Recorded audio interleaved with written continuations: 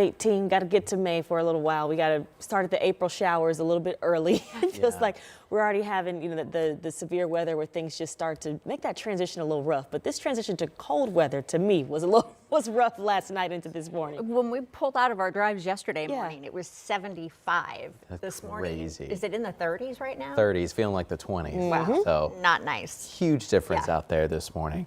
But at least we're dry and the sun's going to come out. We're trying to find you some positives too. And we were just mentioning off camera, we're going to have a lot of nice weather across the state, which is good if you're traveling up to the north and west. Yeah, Chicago for Purdue tonight. Oh yeah, that game at 6:30. Remember, you gain an hour.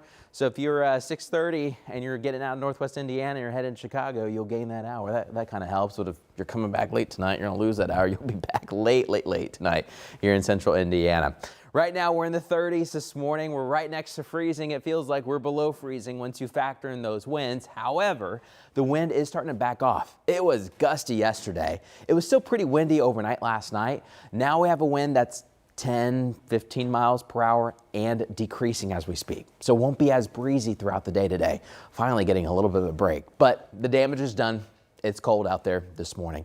We do have some clouds overhead, but they are breaking. They're pushing off towards the east into Ohio. Some of us in eastern Indiana may hold on to clouds for a couple more hours, but then expect brilliant sun to fill in across Indiana today. So that's going to be good. If you are traveling anywhere regionally, weather will be all right. Farther east you go, though, you'll run back into the system that has given us that severe weather, even deadly weather when talking about northwest Indiana. A lot of wind damage reports across central Indiana.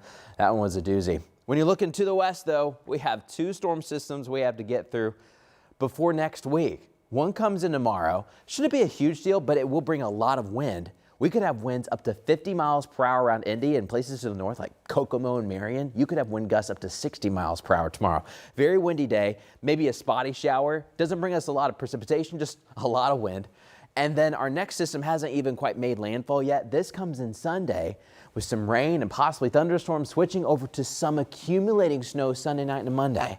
There's a lot of weather to talk about. So today, just take a break. We'll have lots of sunshine. We'll get back to near 50, which is about average for this time of year. This is probably what March should be like, but after the 60s and 70s we've recently had, it does feel chilly.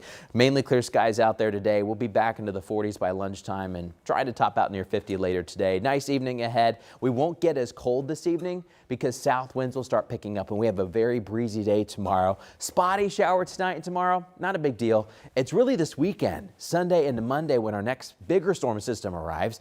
We could have some rain with 70s on Sunday, and when you're that warm, some of these rain bands could be a little stormy, and then switching over to snow early Monday morning. There may even be some accumulations for that Monday morning commute. I just want to give you a heads up because it's been such a wild week and the weather continues to stay wild. But today we get that break, enjoy it. Windy tomorrow, 55 for that high, a couple bouncing around, with the temperatures the next few days. But the big front comes in later this weekend. Let's touch on traffic this morning. I can let you know they've been removing the cones on I-65 southbound on the north side of the city. So if you're coming in from Traders Point or from Lafayette Road or the northwest side, there were cones. You could only have one lane. That's been now reopened. Now you can use the exit for 21st Street, West Street, MLK, and Meridian Street. Those exits are now open. I did get a quick report that there's something in the road just west of Newcastle in these lanes. The headlights coming at you eastbound direction. They're just kind of down towards the creek a little bit in that forested area just west of the exit. Looks like traffic's still getting around it. All right.